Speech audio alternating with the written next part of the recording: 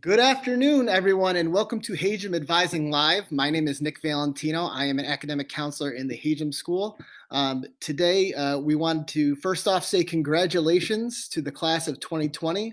While it wasn't how we drew it up, it's a good reminder that engineers are problem solvers. Inevitably, in an interview, you're going to be asked the question, describe a time that you encountered adversity, and you now have a perfect example for the rest of your careers. We are happy to have a guest that has led us through all of this problem solving and adversity. Today, we are joined by Dean Wendi Heinzelman. Dean Heinzelman earned her PhD in electrical engineering and computer science at the Massachusetts Institute of Technology. She's been at the University of Rochester since 2006 as a professor of electrical and computer engineering, and I found out has a secondary appointment in computer science. Wendi served as the Dean of Graduate Studies for Art Sciences and Engineering for about 8 years, and in July 2016, Dean Heinzelman became the first woman to become the Dean of the Hajim School of Engineering and Applied Sciences. First of all, Dean Wendi, did I get any of that wrong? I actually came to the university in 2001. I was off. I've been here about 20 years. Yep. I'll have to go back and correct my notes. I apologize. So many of the students don't know that the deans are also professors in many situations. And as you have extensive experience in research and in teaching, but also in mentorship and student life, I wanted to ask you a few questions from the student perspective. Undergraduates, especially first-year students, can be afraid or intimidated to ask professors about their research.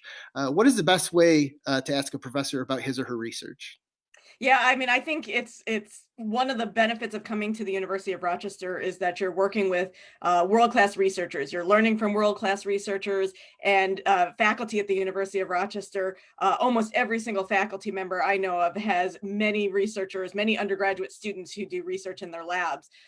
So I recognize that it can be intimidating. I think one of the best things to do is, first of all, talk to the faculty who are teaching you. So the faculty who you will be having as your instructors in your classes, they're going to be active researchers. So asking them about what are sort of the things that they're working on and what's of interest to them is a great way to start the conversation. And then if you have interests that don't really align with the research interests of your faculty, just go on the website and take a look. Every faculty member has an extensive website that shows what their research area is, what the projects they're working on, and so forth. And so that's a great opportunity to find someone whose interest matches yours. And then just send an email and just say, you know, I'm really interested in your work on, for example, I work on wireless communication systems. I'm really interested in your work on wireless communication systems. I'd love to learn more. Could we maybe set up a time to talk?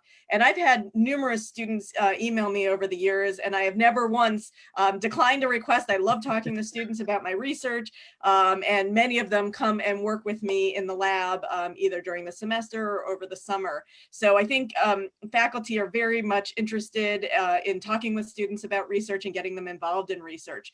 The other thing I would say is there's a number of programs that we have that are formal programs to try and get students research experiences, particularly over the summer. So a good time to do research is summer break, when you have 3 months of time that you can really dedicate to doing research. And we have a number of programs that try and support students who can stay and spend the summer, and they get paid to do research in a faculty member's labs. And we have a matching process where faculty who have opportunities, who have different projects that they're looking for undergraduate students to work on, they can post those opportunities. Students can look at them and figure out what they might be interested in. And then there's a matching process where we try and match student interest with faculty interest. So I think there's a lot of different ways that students can get involved in research. And I would just say, you know, to all students, it certainly takes a little bit of courage to go up to a faculty member you've never met before, but it also speaks volumes of your motivation and your drive to do that. And faculty really respect that and appreciate when students approach them and talk about their research. I like the idea that it starts with a conversation. A lot of times with advising students, we'll ask them, they'll say, well, how do I get a position in the lab? And I said, well, you haven't even had a conversation about this. Yeah, you don't know if you're compatible. It's a two-way street. You don't know if you're compatible with the way that professor works, or you don't know enough about them. But you're right. It's difficult and easy, and also easy enough to start with a conversation about this. So on the other hand, we have students who come in and are like, well, I need to get an internship like immediately. And I think there's a lot of focus on that. So students who find themselves choosing between internships and research experiences, are a bit at odds with this. How does someone know which is right for them? I would actually say it's not an either or, it's a both. I encourage all of our students to get both an internship experience and a research experience. There's a number of summers between first and second year, second and third and fourth. So you really have 3 full summers that you can utilize to either take courses, do an abroad experience. I also encourage students to study abroad or do internships or research abroad, and research. So I think there's time to get all of those in within a standard 4-year curriculum. So I really think it's important, especially as engineers, to have an opportunity to get an internship, to go out into the corporate world and see what engineers do in the real world, because a lot of what you learn in the class, it does translate, but there are different constraints that you're dealing with when you're in an internship. You've got not only the time constraint that you've got a short period of time in which you have to create a solution, but you've also got constraints that the company provides in terms of cost, in terms of potentially the size of whatever it is you're doing, or the efficiencies, or whatever the constraints are. And really getting that experience within a corporate environment is really beneficial for students. So I think every engineering student should have at least one intern University of Rochester. And I will say we have a wonderful career center where they work really, really hard with students to get them set up. I encourage students from day one to go and introduce yourselves to the career mentors, to go in and just say who you are and what your career goals are. And they'll help you to formulate your CV, your resume, to figure out what experiences you can get on campus while you are on campus, to prepare you well so that you're well positioned when internship opportunities come available, that you get hired for an internship opportunity in companies. We also have a lot of really, really dedicated alums who are super enthusiastic about hiring our students. They know how fantastic our students are. And so they provide opportunities when their companies have internships. They let our Career Center know about that. And we do a lot of matching with students. So I think it's really important for students to get internships, to see what it's like to work in industry, to understand if that's something that you want to do as part of your career path. But at the same time, I also think the research experience is incredibly valuable. And as I was saying before, going to the University of Rochester, being a student here at the University of Rochester, has this unique benefit of providing you with an experience where you have world-class research going on, not just in the engineering school, but we have a fantastic medical center. We have a world-class school of education. We have our Eastman School of Music. We have our Simon School of Business, and research goes on across the entire institution. And our students can get research experiences, not just in their particular department, but across the board. And I think those are really important experiences, because again, it will help you to figure out your career goals. Do you want to go into research? Do you want to go into graduate school after you get your undergraduate degree? It's hard to know that if you haven't had a research experience. But even if as soon as I'm done my 4 years in college, I'm going out, I'm going into industry, I know exactly what I'm going to do, I feel very strongly that research teaches you skills that it's very hard to get in any other way. They teach you how to be creative, because the whole point of research is to say, okay, I know what the state of the art is now. I want to go further. I want to figure out what's next. That's really what research is. And so that takes a lot of creativity. It takes a lot of analytic skills to be able to figure out not only what the lay of the land is, but how you get to that next step. And it just takes a lot of independence. And so those are really important skills that you get when you have a research experience. And those are skills that you're going to use no matter what your career path is moving forward. So I think both internships and research experiences are really valuable for students. And I encourage all students, all engineers in particular, to get both of those opportunities during their time in college. We've had students, and I work with them in the Xerox Fellows program, where they're saying, yeah, you know what, it wasn't what I expected. The subject matter was different than what I expected, or I found out that I'm not as interested in this anymore. And the response I've had is, good. Like, that this is something that you don't want to do. It's easy to cross stuff off occasionally and be able to move on to other things. So we've had students who have done. I always tell students that Yeah, there's no bad experience, because even something you find you don't like, that's a learning experience, and you're learning it at a time when it's very easy to make changes in your future career. So we've had students that have gone that mile and have gone out and got internships or research experience, but they're delayed or they've been canceled. So what can they do to be productive this summer? Yeah, that's really challenging, and my heart goes out to all of our students who've had internship experiences canceled.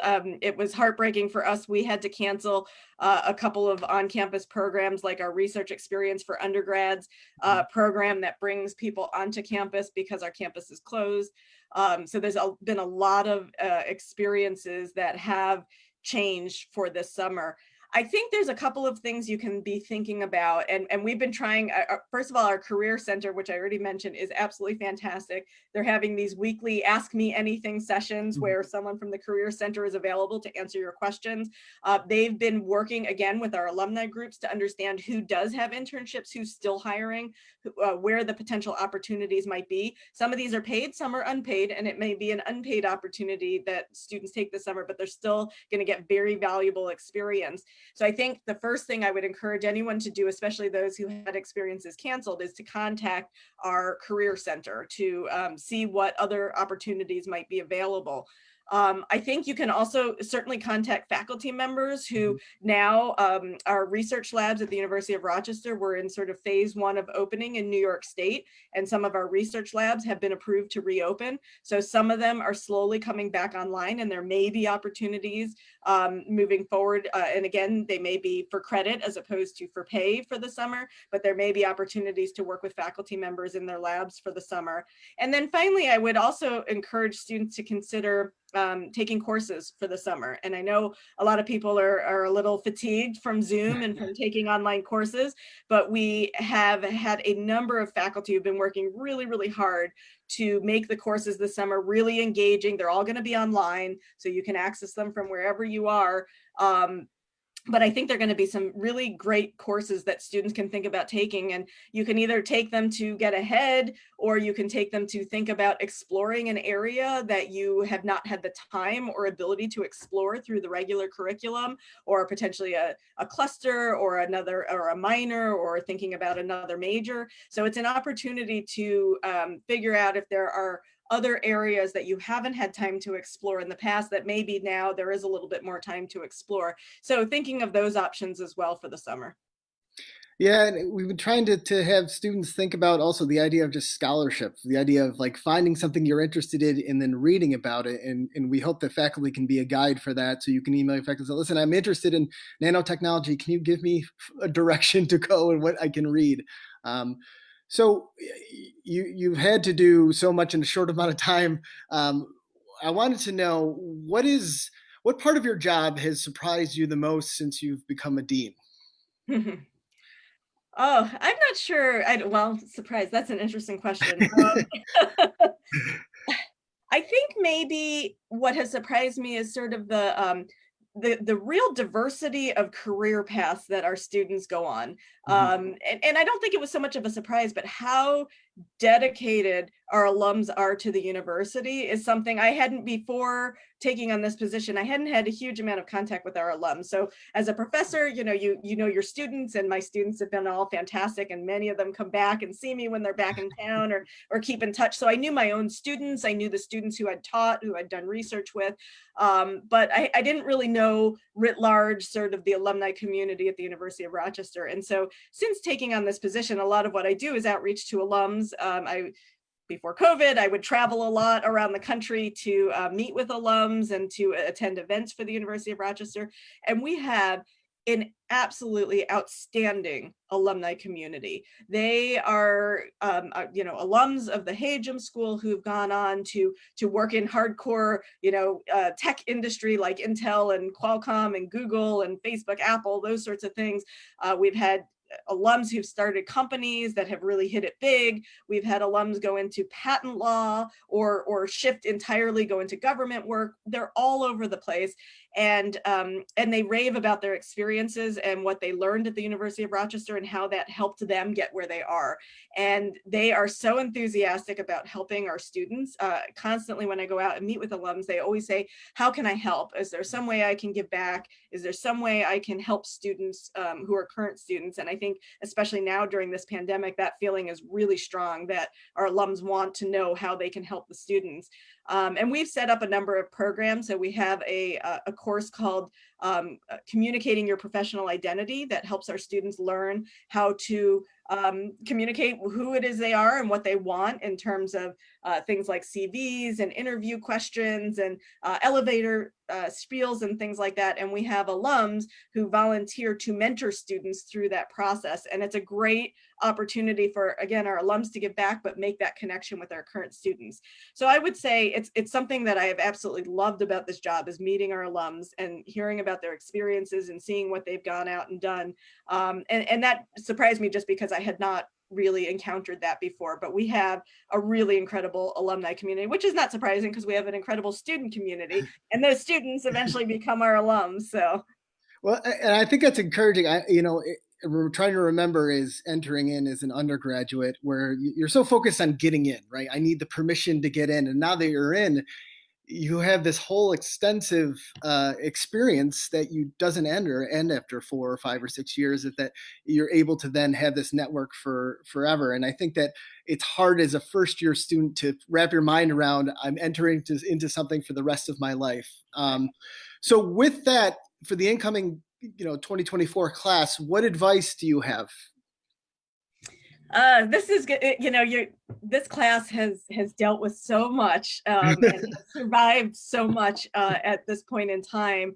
I think it's going to be a very interesting experience. We are working very, very hard to get students back on campus. That is our hope, and our goal is to get students here in the fall. Some I recognize are not going to be able to get here. Our international students, for the most part, are going to have difficulty getting here. So we are also working on ensuring that we have remote access so that students who are remote can still participate. And we're working very hard to figure out how we can integrate those who are remote and those who are on campus so that we can have really valuable experiences for our students. I would say for those entering, it's without a doubt, this is a challenging time for everyone, but it's also a time of opportunity and a time to, this is a really exciting time in your life, graduating from high school and starting a new college career. And I think just, recognizing that there are opportunities that come out of challenges. So there's opportunities in terms of reconnecting with our families. Everyone's spending a lot more time with your family.